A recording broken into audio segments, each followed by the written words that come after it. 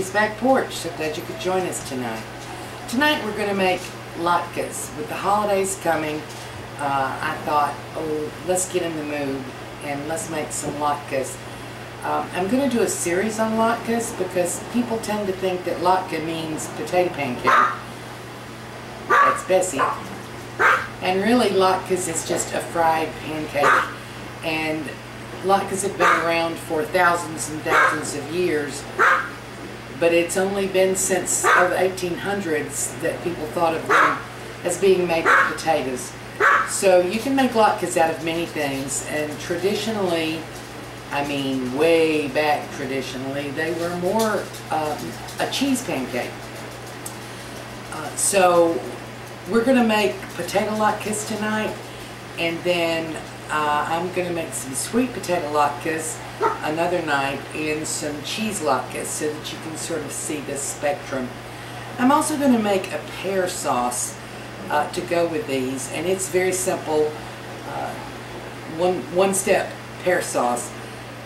Traditionally, people serve either applesauce or sour cream with potato latkes, and I'm going to do just a little twist on that by making some spicy pear sauce, and we'll have that with our latkes.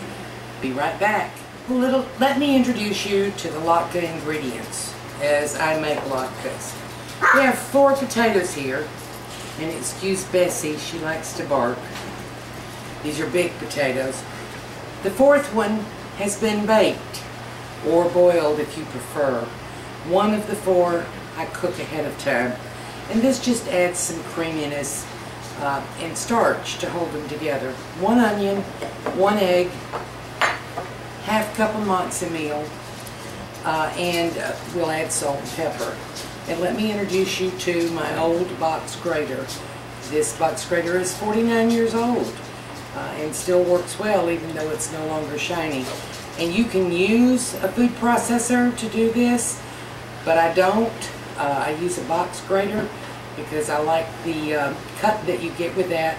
And I have a couple of these, and when we get ready to cook a bunch of latkes, several of us grate. So let's get started. Well, for those of you who don't know how an old-timey box grater works, it works on elbow grease.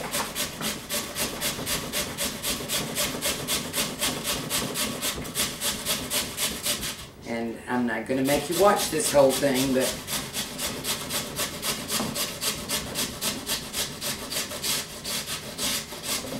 I will tell you to be careful at this point because it's sharp. Even after 49 years, it's sharp. And you don't want it to get your fingers. So you'll have a little bit of waste. We'll chop that up really tiny and put it in here.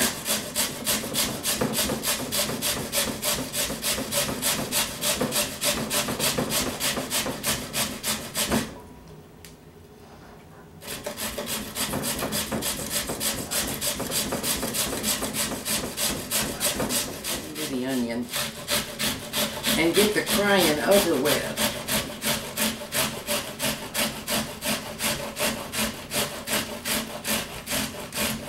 This is not Vidalia season. The onions are not Vidalias, and so they tend to be a little stronger. We'll come back when we get our 3 raw potatoes grated. So Fred's helping. My arm got tired.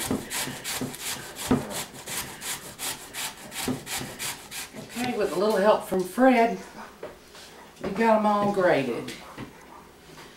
So you have in here 3 potatoes. They were big potatoes. I could have just used a little bit less. And 1 onion.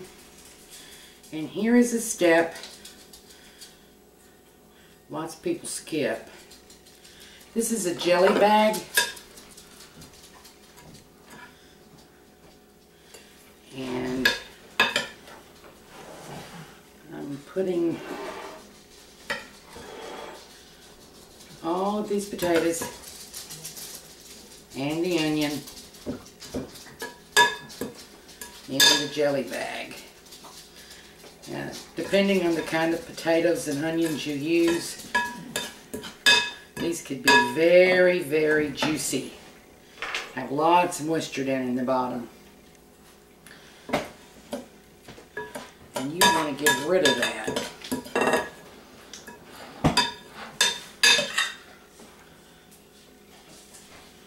So I'm filling my bag full. And if you don't have a jelly bag, you can use some cheesecloth. You can use a strainer. You can use your hands.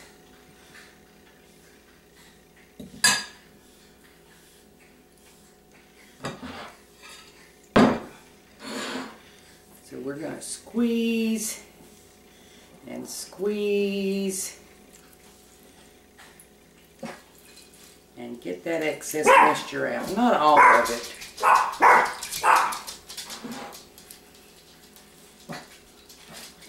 But a lot of it.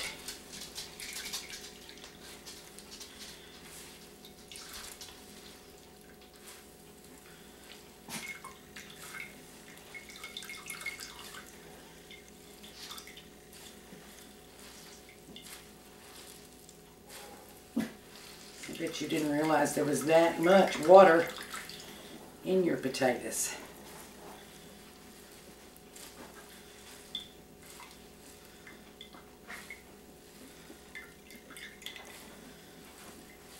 And I think that's enough. Let me get rid of this mess. I'll be right back. We'll finish up. Okay, now, the potato that I baked, I'm going to just crumble up.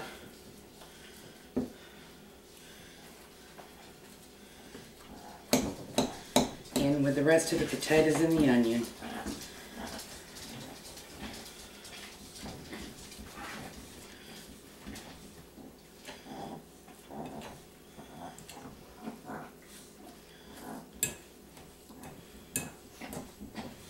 Stir it around in there.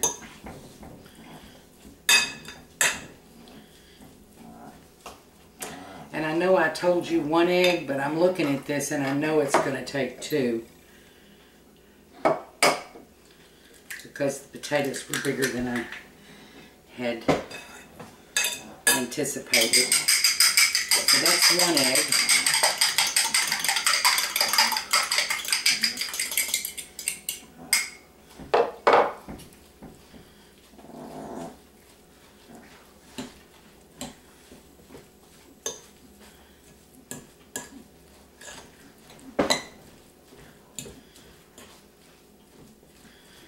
And I'm going to get a 2nd egg.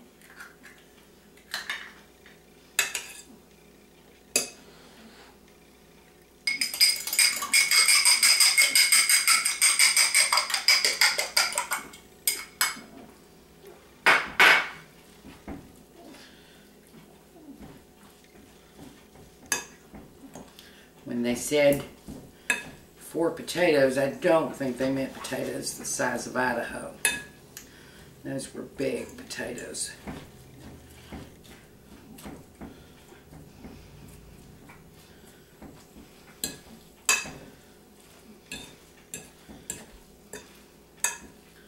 And then I put in a 1/2 cup matzo meal. Some people put flour. You get a different texture with flour. You can use flour. You can use half matzo and half flour.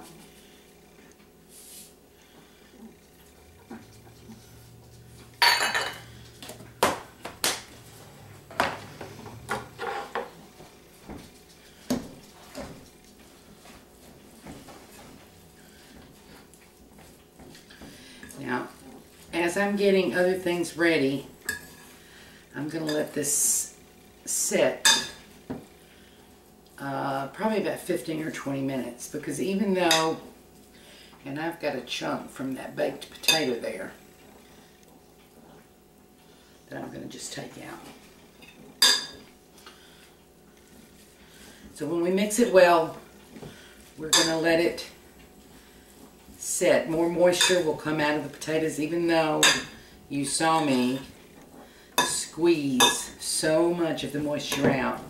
As it sets, it will weep more. Oh, and I forgot what I almost always forget. salt and pepper.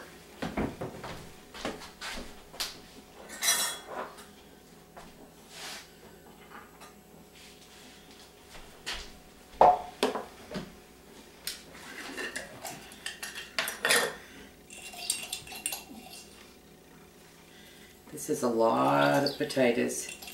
I'm going to put a whole teaspoon.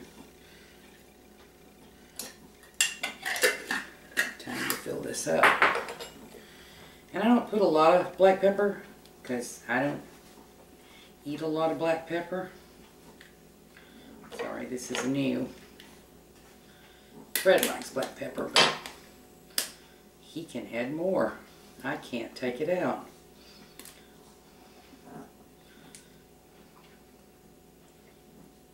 If I can get it open.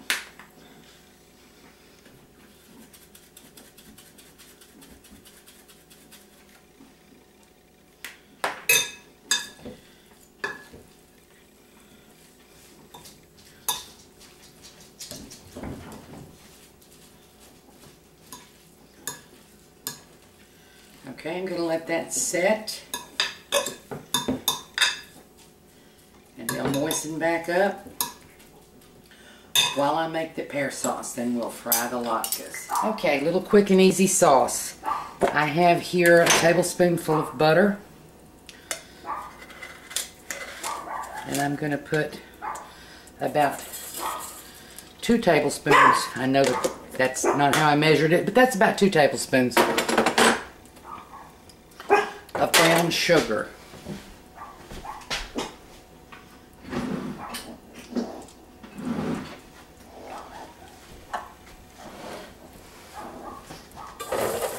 Stir, stir.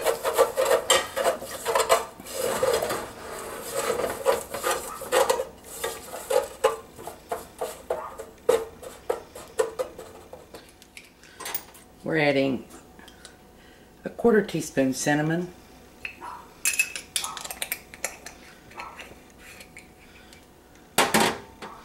and a 1/4 teaspoon cardamom.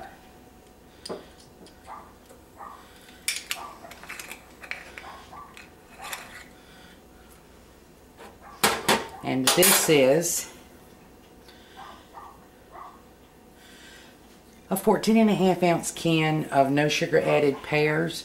If you have canned pears, you have some wonderful pears. I didn't get any pears to can this year, so this is so Fred bought a can of pears. I poured about half of the liquid out and pureed what was left. So I probably had 8 ounces of pureed pears.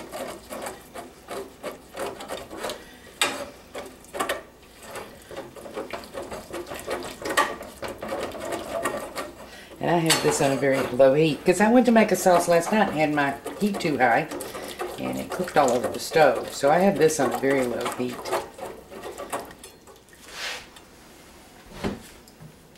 Let's give this a taste.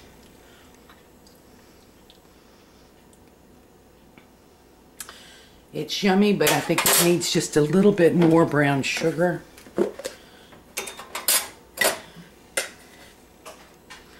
That's about another tablespoonful.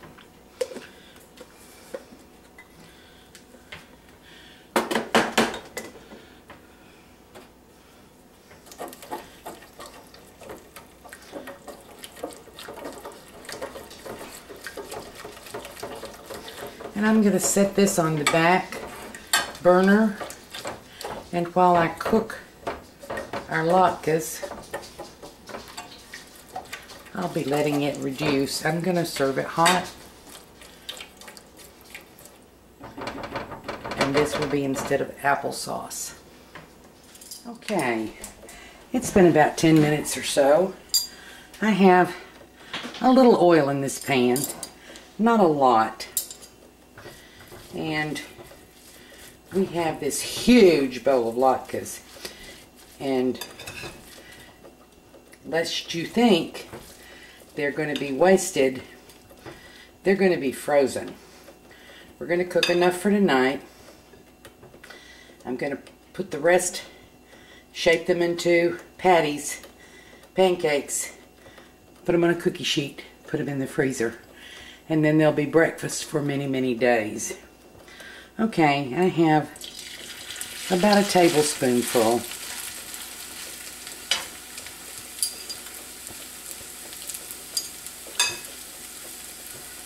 Actually, a heaping tablespoonful, which is more like 2 tablespoons.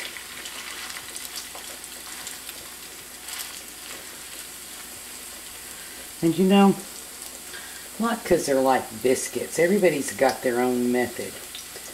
So there may be many other ways you have seen people make them that are just absolutely as correct as this.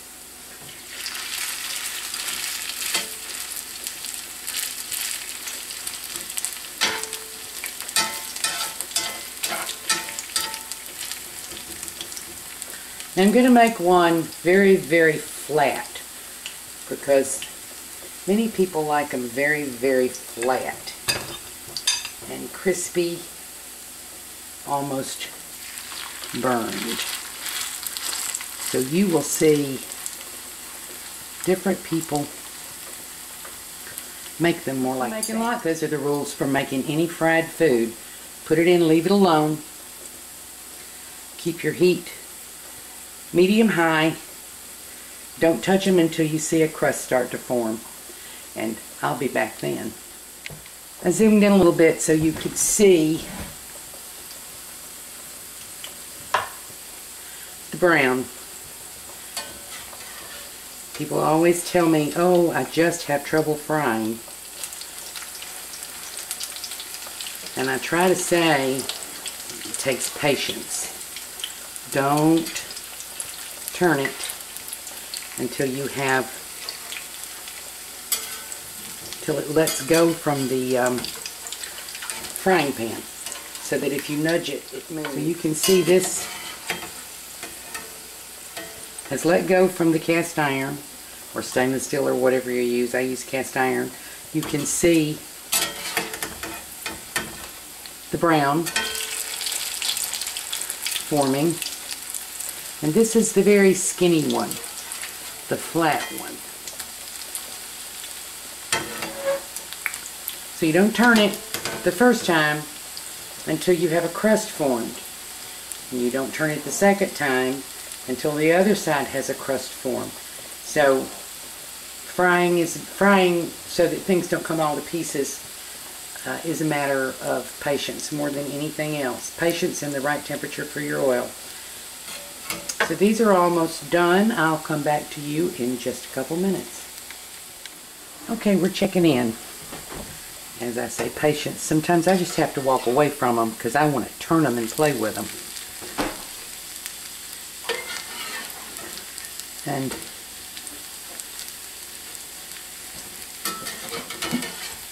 they're looking mighty good to me. That one was not as much on the heat. We'll let it cook a little bit more. So the crispness that you're looking for is also a matter of taste.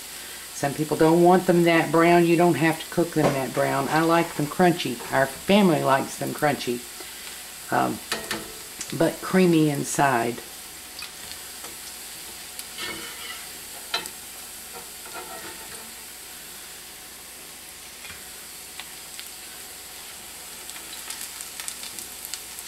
And here is the very, very flat one that many, many people prefer to have them that way. I'm going to cook just a few more of these, then I'm going to plate this up for you along with our pear cinnamon sauce, and I'll show you what we've got. Well, here we have it. Latkes and spiced pear sauce. People often serve this with sour cream. People often serve it with applesauce. My family requires ketchup. I want you to hear this. This is crunchy. The inside is light and creamy.